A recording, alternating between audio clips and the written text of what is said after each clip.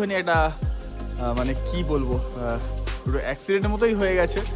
রাস্তায় ভর্তি তেল পড়েছিল। গুড মর্নিং এভরিওয়ান, আজকে আমাদের নেপাল রাইডের 13 নম্বর দিন। তোমরা তো লাস্ট এপিসোডগুলো দেখছিলে, আমরা খুব সুন্দর নেপালের ট্রিপ করেছি। 3টে সার্কিট আমাদের কমপ্লিট হয়ে গেছে। রুবি ভ্যালি সার্কিট, যেখানে পাংসাংলা পাস আমরা করেছি, তারপর মানাং করেছি, আর এখন আমরা মুক্তিনাথ করে নিয়েছি। লাস্ট এপিসোডেই দেখেছি আমরা মুক্তিনাথ ঘুরে এসেছি। তার সাথে সাথে কিন্তু আমরা আপার মাস্তাঙ্গাও বেশ কিছুটা গেছিলাম, 1700-1800 কিলোমিটার মতো গেছিলাম ফার্স্ট চেকপোস্ট অব্দি। খুব সুন্দর কিন্তু ওখানকার ল্যান্ডস্কেপ। যদি না দেখে থাকো লাস্ট ভিডিওটা, কেউ একটু লাস্ট ভিডিওটা দেখে আসো। আপার মাস্তাঙ্গার কিন্তু খুব সুন্দর ভিউ তোমাদের দেখিয়েছি, মানে পুরোটা না দেখাতে পারলেও তোমাদের একটু ধারণা করতে পারবে কিরাম আপার মাস্তাঙ্গের ভিউ আসতে পারে। পুরোপুরি অন্য জগৎ বলতে পারো। লোয়ার মাস্তাঙ্গের থেকে আপার মাস্তাং পুরোপুরি আলাদা, একটুখানি গেলেই তোমরা বুঝতে পারবে। আমরা কালকে জমসন থেকে মুক্তিনাথ আপার মাস্তাং ঘুরে আমরা কিন্তু মারফা ভিলেজে এসে স্টে করেছিলাম। আর পিছনে যে হোটেলটা দেখছো, হোটেল টান পোপো বলে নাম, এই হোটেলটা আমরা স্টে করেছি। রুম খুব ভালো, 1500 টাকা নিয়েছে। আর একমাত্র মারফা ভিলেজের ভেতরে এই একটাই হোটেল দেখলাম যাদের নিজস্ব পার্কিং আছে, তাই জন্য আমরা এখানে স্টে করেছি। খুব সুন্দর কিন্তু লাগছে আমাদের মারফা ভিলেজটা। আর এই স্ট্রিট দিয়ে একটু হাঁটলে সেই তোমাদের একটু ইউরোপিয়ান কান্ট্রির ফিল আসবে, এটা মনেই হবে না যেন নেপাল। দেখো খুব সুন্দর কিন্তু এখানকার ভিউ এই গ্রামের। বাইরে দিয়ে মেন রাস্তা যাচ্ছে যেটা জমসমের দিকে যাচ্ছে। আমরা কিন্তু আগের দিনকে ওই রাস্তা দিয়ে বেরিয়ে গেছিলাম, মারফা ভিলেজ এন্টার করিনি, কিন্তু কালকে আমরা মারফা ভিলেজের ভেতরে এন্টার করেছি। তোমরা বাইরেও রুম পাবে, মানে হোটেল পেয়ে যাবে। যদি তোমরা কেউ 4 হুইলারে আসো তাহলে কিন্তু এই মারফা ভিলেজের ভেতরে ঢুকতে পারবে না, 4 হুইলার নিয়ে তোমাদের হেঁটে ঘুরতে হবে। আমরা যেহেতু বাইকে আছি আমরা কিন্তু ভেতরে ঢুকতে পেরেছি। আজ আমাদের প্ল্যান হচ্ছে কিছুটা তোমাদের এখানটা ঘুরিয়ে দেখাবো, মোটামুটি 1.5-2 ঘন্টা মতো নিয়ে তারপর আমরা নিচের দিকে নামা শুরু করে দেবো। সোনাউলি বর্ডারের দিকে আমাদের যাওয়ার আজকে প্ল্যান আছে। একটু তো টাইম লেগে যাবে, তার আগে তোমাদের এই জায়গাটা ভালো করে ঘুরিয়ে দেখাবো। আমার পিছন দিক দিয়ে একটা সিঁড়ি উঠে যাচ্ছে, তোমরা আশা করি দেখতে পাচ্ছ। এটা কিন্তু যাচ্ছে ধৌলাগিরি বেস ক্যাম্পের দিকে। 3 দিনের ট্রেক আছে, দেখো এখানে লেখা আছে। একটু যদি জুম করি দেখো, way to Dhaulagiri base camp, first day, second day, third day base ক্যাম্পে। এই রাস্তাটাই কিন্তু ওপরে চলে যাচ্ছে, এখান দিয়ে তোমাদের ট্রেক শুরু হয়ে যাবে। তোমরা যারা এখানে আসবে মারফাতে, যদি ট্রেক করতে চাও এই ট্রেকটাও করতে পারো, খুব সুন্দর। আর সামনে একটা মনেস্ট্রিও আছে। কেমন লাগছে তোমাদের এই জায়গাটা অবশ্যই কিন্তু জানিও। তো এখন আমরা বাইক নিয়ে একটু বেরোতে চলেছি সামনের দিকে, কিছু ফটো তুলবো, নিয়ে লাগেজ বেঁধে বেরিয়ে যাবো। এখন ইন্ডিয়ার টাইম অনুযায়ী 10:12 বাজে। তোমাদের কেমন লাগছে এই জায়গাটা অবশ্যই কিন্তু কমেন্ট করে জানিও। আর যদি আসার ইচ্ছা থাকে বাইক নিয়ে, আমরা যে হোটেলে আছি এই হোটেলটাই নেওয়ার চেষ্টা করো। একমাত্র এই হোটেলটাতেই নিজস্ব পার্কিং আছে দেখলাম, তো নইলে এরকম রাস্তায় পার্ক করে রাখতে হবে, এটা অনেকটা সমস্যার। কারণ ঘোড়া যাচ্ছে বারবার, প্লাস ওই এখানে টোটো কিন্তু অনেক দেখছি। এই মারফা ভিলেজে টোটো আছে, টোটো বিশাল পরিমাণে যাচ্ছে। তো রাস্তা ন্যারো যেহেতু তোমাদের গাড়িতে লেগে যাওয়ার চান্স থাকে। খুব সুন্দর সকালবেলার এই জায়গাকার ড্রোন শট নেওয়ার চেষ্টা করেছি, জানিও কেমন লেগেছে সেটাও। লাত না মারে এটাই ভয় লাগছে পিছনে আসলে, এদের পিছন থেকে লাত মেরে দিল।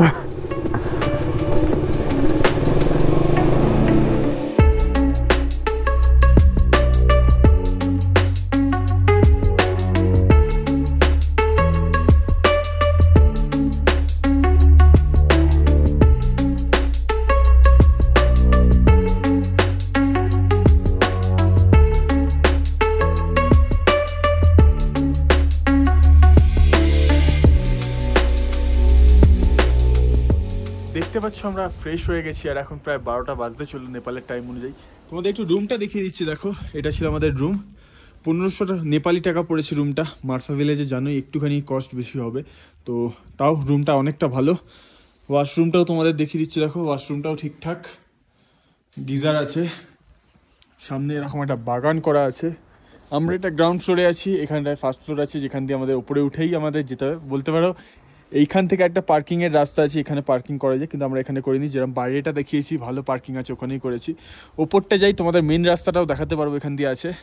আর এখানে ধরো কত গোলাপ গাছ, কত গোলাপ ফুল হয়ে আছে। এটা আপেল গাছ, একটা আপেলও হয়ে আছে এখানে।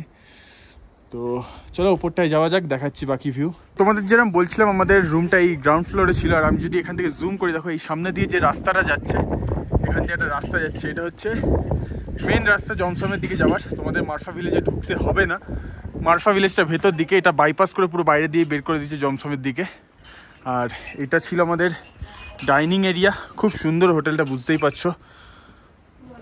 এটা হচ্ছে পুরো ডাইনিং এরিয়া। ইন্ডিয়ার টাইম অনুযায়ী এখন 12টা 25 বাজে, মানে নেপালের টাইম অনুযায়ী 12টা 40। আমরা মারফা ভিলেজ থেকে বেরোচ্ছি। ইনি ছিলেন ওনার এই হোটেলের। তো জায়গাটা তোমরা পারলে মাসে একটা দিন মারফা ভিলেজের ভেতর কাটিয়ে দেখো, সত্যি আনন্দ পাবে, একটা অন্যরকম ভাইব পাবে তোমরা। এই ক্যাফেটা থেকেই আমরা খাওয়া দাওয়া করেছি, খুব ভালো, প্লাস হোটেলের খাওয়াও খুব ভালো ছিল। সোনাউলি বর্ডার দিয়ে আমরা ইন্ডিয়াতে এন্টার করব আজকে। তবে নেপাল রাইড কিন্তু এখনও শেষ হয়নি, আমাদের সান্দাকফু রাইড আছে এবার। হ্যাঁ, ঠিক শুনছো, 3টে সার্কিট যে আমাদের হয়ে গেছে, রুবি ভ্যালি, মানাং, মাস্তাং। এবার পালা কিন্তু আমাদের সান্দাকফুয়ের। জাস্ট ওই 500 কি 600 মিটারের মতো গ্রামের রাস্তা হবে। তারপর দেখো আমরা আবার মেন রাস্তায় উঠে পড়েছি। এই দিকটা লেতে ভিলেজের দিকে যাচ্ছে, আর পিছন দিকটা জমসমের দিকে যাচ্ছে, মুক্তিনাথের দিকে যাচ্ছে। আমরা এখান থেকে এখন সোজা রাইড শুরু করছি।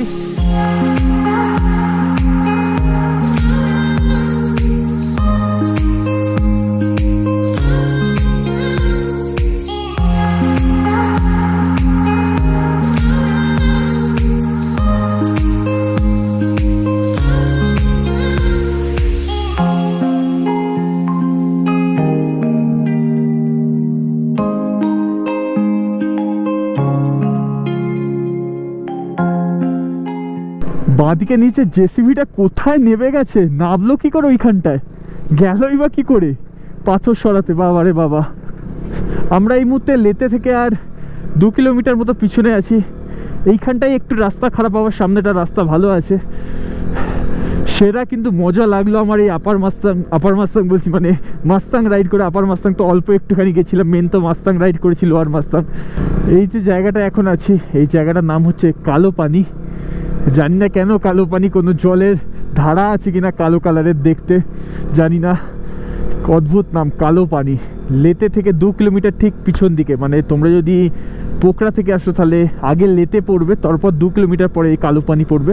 তবে বেশ ভালোই থাকার অপশান আছে, দেখছি ভালো মতোই থাকার অপশান আছে। নেপালের টাইম বলছে এখন 1:31 বাজে, আর আমরা লেতেতে এন্টার করে গেছি।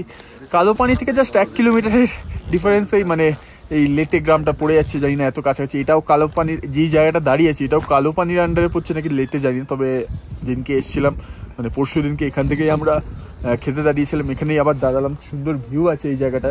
একটু চা খেতে দাঁড়িয়েছি, দেখো চা খাচ্ছি। এই ঠিক এই রেস্টুরেন্টটা থেকে দাঁড়িয়েছি। রেস্টুরেন্টের খাবার দাবার সত্যি ভালো। আর ধরো একটু পিছিয়ে যদি আসি, মাউন্টেন পিকগুলো তোমরা ক্লিয়ারলি বুঝতে পারছো, খুব সুন্দর কিন্তু লাগছে, দেখো। আর যদি আরেকটু ঘোরাই, এদিকটা তো আরও সুন্দর, পুরো স্নো ক্যাপ, দেখো সুন্দর জায়গা। সামনে মেন লেতে ভিলেজটা সামনের দিকে আছে, ওই জায়গাটা গিয়েও দেখাবো তোমাদের, দুর্দান্ত। এখানে আমাদের বাইকগুলো দাঁড় করানো আছে। কেরালার 2জন দাদা, আলাপ হলো, খুব ভালো লাগলো ওনাদেরও। মাস্তাং কর্ণাটকার 2জন দাদার সাথে দেখা হলো। তো মাস্তাং রাইড করে ব্যাক করছে। আর এই পাহাড়টা দেখো, এটা ধৌলাগিরি কি? এই দিকের ওপর একটা, তো এটা ধৌলাগিরি। কিছুদিন আগে একখানা তোর মাস্টাং এর একটা ভিডিও খুব ভাইরাল হয়েছিল না, একটা বিশাল বড় অ্যাভালাঞ্চ আসছে। হ্যাঁ হ্যাঁ হ্যাঁ হ্যাঁ, ওই গ্লেশিয়ার থেকে এসেছিল ওটা। আচ্ছা, মানে ওই এরাম জায়গাতেই কোথাও একটা হয়েছিল ওটা? এখানেই হয়েছিল। আচ্ছা, ওইখান থেকে ওই কালো পানি বা তার আগের গ্রামটা থেকে ক্যাপচার করেছিল। আচ্ছা, খুব সুন্দর লাগছে জায়গাটা। ইন্ডিয়ার টাইম বলছে 1:50 বাজে, আর আমরা এই ক্যাফেটেরিয়াটা থেকে বেরোলাম। এইটা বলতে পারো লেতে আর কালো পানি দুটোর মাঝামাঝি জায়গা। এই সামনের বাজারটা হচ্ছে কালো পানি বাজার, আর পিছনেরটা, সরি, এই সামনেরটা লেতে বাজার, আর পিছনেরটা কালো পানি ছিল। দেখো লেতে বাজার লেখা আছে। এখান থেকে বলতে পারবো পরেও আমরা লেতে এন্টার করছি। বাবা, এটা কি করলো মৈনাকদা? এই জায়গাটাই হচ্ছে লেতে, আর ছোট্ট বন্ধু এখানে বসে আছে। খুব সুন্দর কিন্তু লেগেছিল আমার এই লেতে ভিলেজটা যখন আমরা এসেছিলাম পরশু দিনকে। সামনেটা যাই, চলো, সামনের ভিউটা তোমাদের দেখালে তোমরাও পাগল হয়ে যাবে।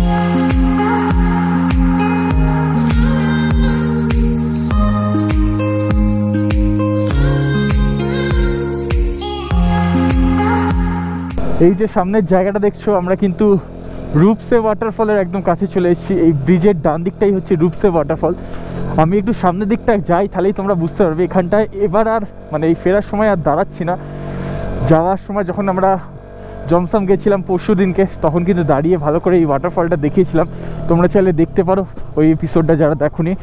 খুব বড় কিন্তু এই ওয়াটারফলটা, দেখো অনেক ওপর থেকে পড়ছে। আশা করি তোমরা বুঝতে পারছো, বিশাল ওপর থেকে পড়ছে। আর এই জলটা নিচে গিয়ে কালীগণ্ডকী নদীর সাথে কিন্তু মিশছে। এখানের এই অফরোড বাইকগুলোর আমি পুরো প্রেমে পড়ে যাই রীতিমতো। পুরো বেনি অবধি রাস্তায় কিন্তু এরকম মাটির রাস্তা, মাঝে মধ্যে অফরোড, মাঝে মধ্যে একটুখানি ভালো রাস্তা, এরমভাবেই চলবে। বেনি থেকে এখনও অবধি আমরা ওই 25 কিলোমিটার মতো পিছন দিকে আছি ধরে রাখো, যেটা আমাদের ক্রস করতে ওই 40 মিনিট মতো টাইম লেগে যাবে। এখন অলরেডি 2:17 বাজে ইন্ডিয়ার টাইম অনুযায়ী। নেপালের টাইম যদি বলো তার মানে ওই 2:32-33 এরকম কিছু একটা হচ্ছে, মানে 15 মিনিটের তফাৎ আছে। এই গাড়িটা যেটা মুড ছিল, এই গাড়িটা নেমে গেছিলো। এতটাই ন্যারো স্পেস এখানে, যতক্ষণ না একটা গাড়ি ক্রস হবে অন্য ক্রস করতে পারবে না। সেই জন্য দেখো গাড়িটা পিছিয়ে ছিল, এই গাড়িটা বেরিয়ে গেল নিয়ে, তারপর এখন আমরা বেরোচ্ছি। পুরো বালির রাস্তা নিচ দিয়ে কালীগণ্ডকী নদী যাচ্ছে, তা ভয়ঙ্কর ব্যাপার হয়ে আছে এই জায়গাগুলো।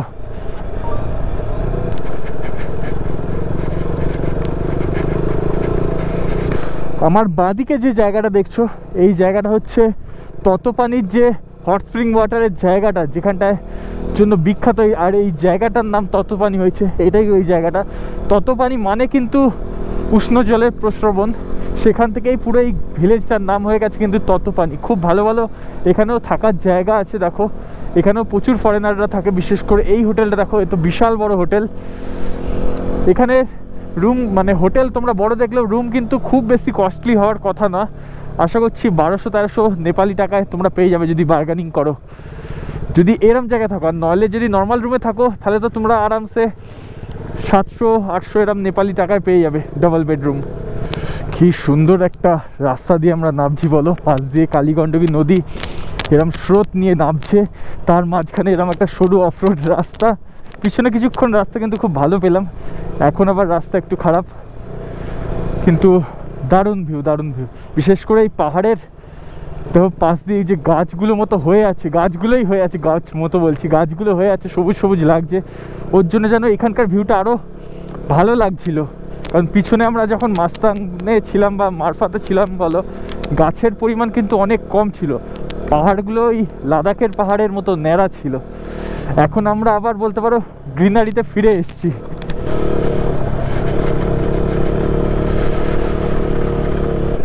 আমরা প্রায় বেনি চলে এসেছি, দেখতে পাচ্ছ এই সামনের যে গ্রামটা দেখতে পাচ্ছ, এটাই হচ্ছে বেনি বাজার বলতে পারো মেন। এটা বেনি গ্রামটা আর একটু ওপর দিকে, মানে ভেতর দিকটায় এই ওপর মেন যে রাস্তাটা যায় এটা বেনি বাজার হয়ে যায়।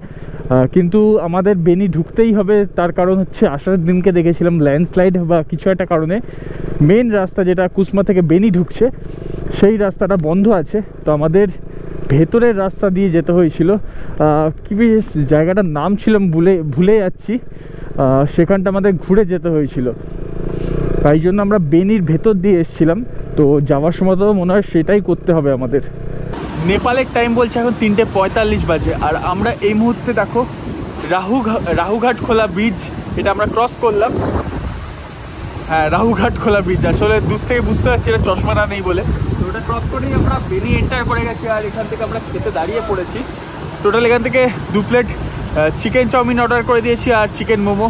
এখানে যেহেতু নেমে এসেছি প্রাইসটা অনেকটাই কমে গেছে। চিকেন চাউমিন 180 টাকা, নেপালি 180 টাকা প্লেট নিচ্ছে, খুবই সস্তা। এতে খেয়ে সামনের দিকে রওনা হব, বেনি বাজার হয়ে কুসমা যাবো। নিয়ে কুসমাতে গিয়ে ডিসাইড করবো আমরা কোন রাস্তা দিয়ে সোনালী বর্ডার যাবো। এখান থেকে সোনালী বর্ডার মোটামুটি কত কিলোমিটার হবে মৈনাকদা? 171, মানে কুসমা থেকে 150 মতো, 170-180 এখান থেকে, কুসমা থেকে 160 মতো। বুটওয়াল বলে একটা জায়গা পড়ে পাহাড় যেখানে শেষ, সেটা কুসমা থেকে 140 কিলোমিটার, আর এখানে 160 কিলোমিটার। আমাদের এখনো পাহাড়ে চালাতে হচ্ছে। তো খেয়ে নিই, খেয়ে আবার রওনা দেবো, কারণ জার্নি অনেকটাই আছে আমাদের। তোমাদের যেরকম বলছিলাম আমাদের চিকেন চাউমিন এসে গেছে, তার সাথে আছে চিকেন মোমো। সস্তার খাবার খাচ্ছি অনেকদিন পরে। খাওয়া শুরু করে একদম বসে কি ভাবছো? 4:15 বাজলো ইন্ডিয়ার টাইম অনুযায়ী, আর আমরা এখান থেকে খেয়ে বেরোলাম। দেখতে পাচ্ছ একটু অন্ধকার হয়ে এসছে, তার কারণ শীতকাল, এই একটা সমস্যা শীতকালে রাইড করার, খুব তাড়াতাড়ি আলো চলে যায়। তো আমরা এখন সামনে এগোচ্ছি কুসমার দিকে। কুসমা এখান থেকে ওই 20 কিলোমিটার কি 22 কিলোমিটার এরকম কিছু একটা ডিস্টেন্স হবে, 20 থেকে 25 কিলোমিটারের ভেতরে। ওইখানে গিয়ে পেট্রোলটা ভরবো। এখনও অবধি বেনি থেকে যে পেট্রোল ভরেছিলাম সেখান থেকে এখনও 212 কিলোমিটার আমাদের বাইক রাইড হয়ে গেছে, যার মধ্যে ধরে রাখো আপার মাস্তাংয়ের ওখানে আমাদের এক্সট্রা 30 কিলোমিটার 32 কিলোমিটার মতো এক্সট্রা চলে গেছে। তোমরা যদি ওইটা না যাও তাহলে তোমাদের একটু কম লাগবে, মানে বুঝতে পারছো। বেনি থেকে বেনি তোমরা 200 কিলোমিটার ধরে রাখতে পারো, যদি ভালোভাবে ঘোরো তাহলেও 200 কিলোমিটারে তোমাদের হয়ে যাবে। সেই অনুযায়ী তোমাদের পেট্রোলটা ভরে রাখতে হবে, কারণ বেনিতেই লাস্ট পেট্রোল পাম্প তোমাদের যেরকম বলছিলাম। আমাদের যেরকম ভাবছিলাম কুসমাতে গিয়ে পেট্রোলটা ভরবো, নিয়ে তারপর কুসমা থেকে কিন্তু রাস্তা আলাদা হয়ে যাচ্ছে। আমরা পোখরার রাস্তা আর নেবো না, আমরা চলে যাবো সোজা সোনাউলি বর্ডারের দিকে। সোনাউলি বর্ডার হচ্ছে ইউপিতে পড়ছে সোনাউলি। আমরা বিহারের বর্ডার দিয়ে কিন্তু নেপাল ঢুকেছিলাম, কিন্তু বেরোচ্ছি ইউপি দিয়ে। আমরা এখন বেনি বাজারে রয়েছি। এই রাস্তাটা চলে যাচ্ছে বেনি ভিলেজের দিকে, আর এই সোজা রাস্তাটা হচ্ছে বেনিকে বাইপাস করছে, নিয়ে চলে যাচ্ছে কুসমার দিকে। আমরা এই রাস্তাটা দিয়ে কিন্তু আসতে পারিনি, রাস্তা বন্ধ ছিল ল্যান্ডস্লাইডের জন্য। আমরা এই ভেতর দিয়ে এসেছিলাম, কিন্তু এখন আমরা এই ভেতরে মানে পুলিশদের জিজ্ঞেস করে নিয়েছি, তো ওনারা বললে এখান দিয়ে চলে যেতে রাস্তা ক্লিয়ার আছে। তো আমরা এখন সোজা যাচ্ছি বেনি টাউনে, আর ঢুকবো না। একদিকে ভালো, কারণ ভেতরের রাস্তাটাই বড্ড বাউন্সি ছিল। এই রাস্তাটা আবার দেখতে হবে কীরকম কন্ডিশান আছে, যদি ভালো থাকে তাহলে তো খুবই ভালো, আর যদি খারাপ থাকে তাহলে আফসোস হবে যে ভেতরের রাস্তা কেন নিলাম না। এই রাস্তার অবস্থা এখনও অবধি তো খারাপই পাচ্ছি। ভেতরের রাস্তাটা কিন্তু অনেক ভালো ছিল, এর দিক দিয়ে বাউন্সি ভাব ছাড়া আর কিছু খারাপ ছিল না। এখান থেকে যদিও একটু মানে এরম ভালো রাস্তায় উঠলাম, দেখা যাক এবার এই রাস্তাটা এরম থাকে নাকি আবার অফরোড শুরু হয়ে যায়।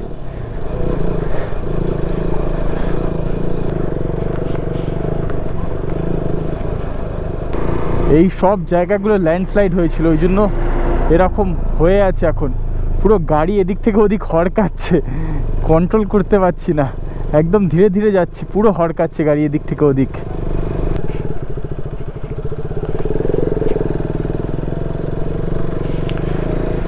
তো এই সুবিধা, মৈনাকদা আগে ক্রস করে গেছিলো, নিয়ে আমায় বলে দিল বাঁ দিকটা চেপে ক্রস করতে, ওই দিকটা গভীর আছে। এটাই একটা প্লাস পয়েন্ট সাথে সঙ্গী থাকলে। সোলো ট্রাভেল এই জন্য চাপ লাগে অনেক জায়গায়। যদি এই ট্রিপটা আমরা কেউ সোলো ট্রাভেল করতাম হয়তো কমপ্লিট করতে পারতাম না, আমাদের এমনই কিছু পরিস্থিতি গেছিলো। ইন্ডিয়ার সময় অনুযায়ী এখন 5টা বাজে, আর আমরা দেখো মেন রাস্তায় কানেক্ট হয়ে গেছি, মেন হাইওয়েতে, পুষ্পল হাইওয়েতে। এখান থেকেই সোজা রাস্তাটা চলে যাচ্ছে কুসমাতে, আর এটা যতদূর সম্ভব কুসমা পড়েও গেছে। আর পিছন দিকের রাস্তাটা চলে যাচ্ছে বাগলুংয়ের দিকে। বাগলুং হয়ে আমরা মেন বেনি ভিলেজ হয়ে আমরা বেনি বাজারে নেমেছিলাম যাওয়ার দিনকে, আর এখন এই রাস্তা মেন রাস্তা দিয়েছিলাম।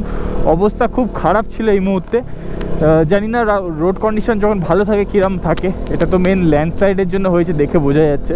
তো আমরা যে চলে এসেছি এখন কুসমা থেকে পেট্রোলটা ভরে নেবো, নিয়ে রাস্তা আলাদা হয়ে যাচ্ছে। রাস্তার ব্যাপারে একটু আমাদের খোঁজ নিতে হবে, কোন রাস্তা দিয়ে যাওয়া বেটার হবে সোনাউলি বর্ডার অবধি। তো সেগুলো তোমাদের সাথে তো শেয়ার করব। আশা করি এখনও অবধি ভিডিওটা তোমাদের ভালো লাগছে। এন্টার করে গেছি মেন কুসমা টাউনে, যদিও এটাও কুসমার মেন টাউন নয়, মেন টাউন ভেতর দিকে আছে। এটা বাইপাস করে রাস্তাটা বেরিয়ে যাচ্ছে মেন রাস্তা দিয়ে।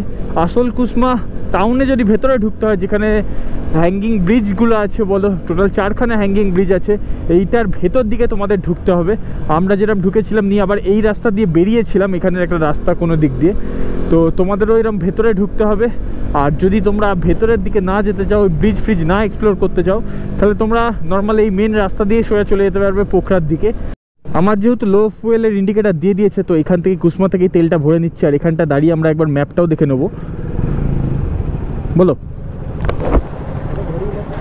হ্যাঁ,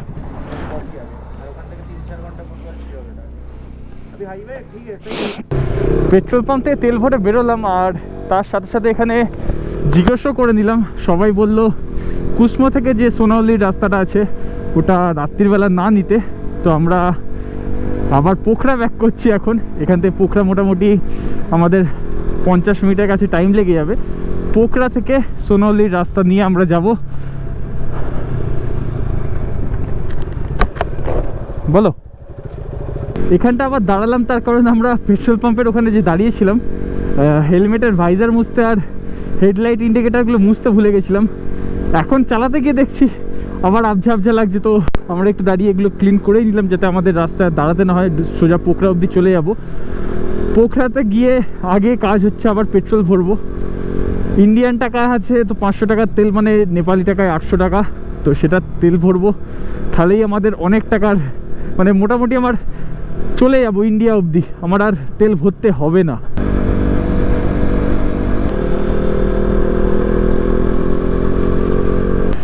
ঘড়ির সময় বলছে এখন ইন্ডিয়ার টাইম অনুযায়ী 6:40 বাজে, আর আমরা পোখরার ভেতরে এন্টার করে গেছি। কিন্তু এখন এখান থেকে আমরা সোনালি বর্ডারের রাস্তাটা নেব। পোখরা তো চলে এসেছি দেখলে, আর পোখরা এসে আমরা ঠিক ওই গ্যারেজটার সামনেই দাঁড়িয়েছি যেখানে বাইকের কাজ করিয়েছি। এখানে পানিপুরির যে দোকানটা আছে, মানে ফুচকার যে দোকান আছে, ওখান থেকে ভাবলাম একটু নেপালে এসে ফুচকা খাওয়া যাক। তো ফুচকা অর্ডার করে দিয়েছি, 1 প্লেটই অর্ডার করেছি, নেপালি 50 টাকা। আমি আর মৈনাকদা 4 পিস করে খাবো, 1 প্লেটে 8 পিস আছে।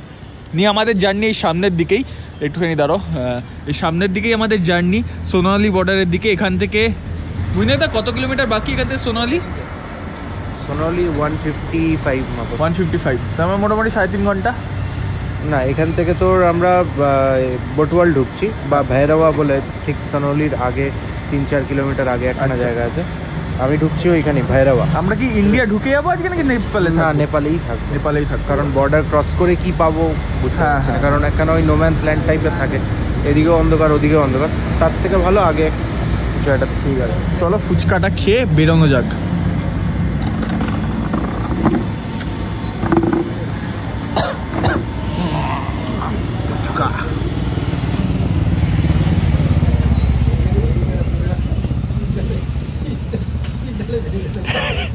আমরা পোখরা শহর থেকে বেরোতে চললাম এবার। তো পোখরা শহরকে টাটা বললাম, পরে আবার কখনো এদিকে যদি আসি তখন আবার এই পোখরাতে স্টে করব। জায়গাটার নাইট লাইফ আমার খুব ভালো লেগেছে। আর একটা হচ্ছে মারফা ভিলেজ। এই দুটোর মানে এই দুটো জায়গার লাইফস্টাইল আমার খুব ভালো লেগেছে। একটুখানি পার্টি মোডে থাকে সব সময়।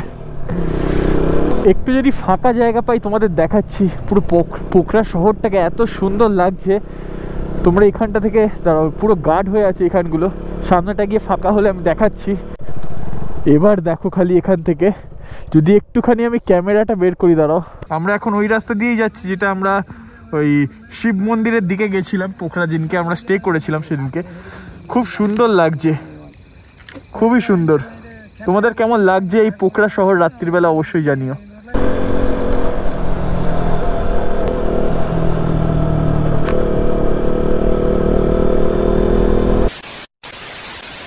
নেপালের টাইম অনুযায়ী 9:45 বাজে। ভেবে তো ছিলাম আমরা ইন্ডিয়ার কাছাকাছি পৌঁছে যাব, কিন্তু পিছনে আধ ঘন্টা আগে একটুখানি একটা মানে কি বলবো, ওটা অ্যাক্সিডেন্টের মতোই হয়ে গেছে। রাস্তায় ভর্তি তেল পড়েছিল, আমাদের জাস্ট বাইক পড়েছে, মৈনাকদার স্কিড খেতে খেতে বেঁচে গেছে, কিন্তু আমার বাইক জাস্ট টাইমই দেয়নি, ডাইরেক্ট স্কিড খাইয়ে দিয়েছে। রাইডিং গিয়ারের জন্য কিছু হয়নি ইনফ্যাক্ট, তবে বাইকে ছোট্ট একটা বলতে পারো, মানে এটা প্রবলেম বলা যাবে না, তোমাদের দেখাচ্ছি। যেহেতু আমার রাইট সাইড দিয়ে পড়েছি, হ্যাঁ মানে নর্মালি লেফটে পড়ি, এবারে রাইটে ফার্স্ট টাইম খালি জাস্ট এইখানে এই যে হ্যান্ডেল লিভার গার্ডটা এইটা বেঁকে গেছে, মানে ভেঙে গেছে। এইটা তোমাদের এই জায়গাটা দেখাই তাহলে বুঝতে পারবে কতটা তেল ছিল, পুরো জায়গা তেল হয়ে আছে। আমার জুতোটাও যদি দেখাই একটু, দেখো পুরো তেল, পুরো গাড়ির এইসব জায়গা পুরো তেল হয়ে আছে। এগুলো পুরো ইম্প্যাক্ট গুলো পুরো তেল, কোনো টাইমই দেয়নি, এমন স্কিড খেয়েছে। আর স্কিডটাও মানে এমন ভাবে খেয়েছে, মানে তেলটা এমন ভাবে পড়েছে। আরে আমি যে মানে তুই সোজা দেখছিস সামনে কর্নার, কর্নারটা নিলাম আর তেল, পুরো রাস্তায় পুরো তেল। আমি এইরকম হয়ে গেছি, এরকম হয়ে আমি তোকে দেখাচ্ছি, এরকম জাস্ট হাত দেখিয়েছি, ততক্ষণে তুই। আমি তো জাস্ট আমি খালি এরম ঢুকে আমার টাইম দেয়নি, ঢুকে আমি এই যে ঢুকেছি ডাইরেক্ট ছিটকে দিয়েছি। আমার সিগন্যালটাও তো দেখতে পাবি না, কারণ তুই আগের টার্নে। বলছি তো আমি জাস্ট এই টার্ন নিয়েছি, আমার ঝড়কে দিয়েছে ডাইরেক্ট, কিচ্ছু রাখতে দেয়নি, ডাইরেক্ট দিলাম। আমি তো উঠে ভাবলাম যে নিচটা সাথে সাথে কি ব্ল্যাক আইস নাকি, এখানে ব্ল্যাক আইস কোত্থেকে থাকবে, তো ওই জন্যই আজকে বেসিক্যালি স্টপ করে দিলাম। স্টপ করে দিলাম, ওটাই বেটার হলো, কারণ দরকার নেই, কারণ কালকে 2 ঘন্টা 3 ঘন্টা 2 ঘন্টা 2.5 ঘন্টা আগে বেরিয়ে যাবো। একদম 2 ঘন্টা আগে ঢুকেছি, 2 ঘন্টা আগে বেরিয়ে যাবো।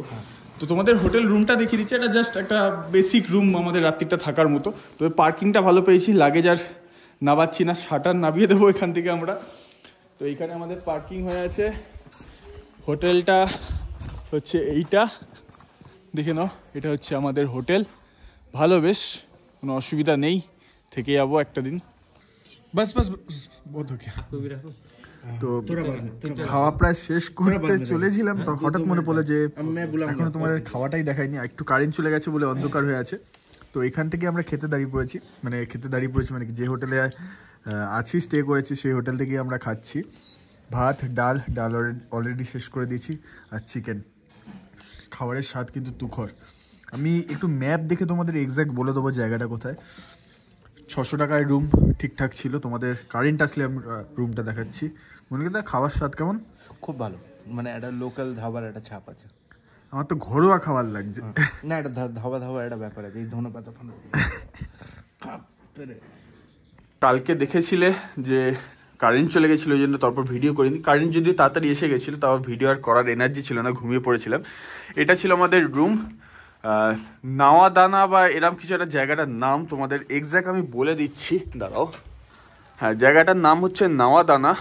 তো এই জায়গাটাতেই আমরা স্টে করেছি, বাইরে থেকে হোটেলটা দেখে দিচ্ছি। রুমটা 600 নেপালি নিয়েছে। এখানে আর কিছু নেই, তো তাও বলতে পারবো এদের ব্যবহার অনেক ভালো ছিল, ওনারদের কি বলো, ওদের তো ব্যবহার যথেষ্ট ভালো ছিল। স্যার খাওয়া দাওয়া তুখর ছিল, খাওয়া দাওয়া আমাদের চিকেন থালি খুব ভালো লেগেছে। খাওয়া দাওয়া বলছে এটা খেয়ে নাও, পয়সা দিতে হবে না। হ্যাঁ, মাছ খাও, মাছ টেস্ট করে দেখো, ভালো খেতে, আমার তোমাদের টাকা দিতে হবে না, এত সুন্দর ব্যবহার। তো আমাদের এখানে ভালোই ঘুম হয়েছে। এবার আমরা বেরোচ্ছি নেক্সট ভিডিওটার জন্য, ওয়েট করো। নেক্সট ভিডিওতে আমরা সোনালি বর্ডার ক্রস করে আমরা ফরবেজগঞ্জ যাবো, নিয়ে তারপরে নেক্সট আমাদের যে সার্কিটটা নেপালের, সেটার জন্য রেডি হব। পুরো এনজয় করবে। আর এই ভিডিওটা কেমন লেগেছে জানিও।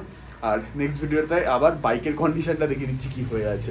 কালকে রাইডিং গিয়ার না থাকলে সত্যি বড় ইম্প্যাক্ট হতো, কিন্তু রাইডিং গিয়ার পুরো ভালো মতো প্রত্যেকটা জায়গা আমাকে বাঁচিয়ে নিয়েছে। দেখতে পাচ্ছ এখনো কত এখানে তেল লেগে আছে রীতিমতো, তো বিচ্ছিরি রকম, পুরো জ্যাকেট ফ্যাকেটতে তেলের গন্ধ ছাড়ছে মোবিলের। তো বেরোনো যাক, একদম নেক্সট ভিডিওতে দেখা হচ্ছে।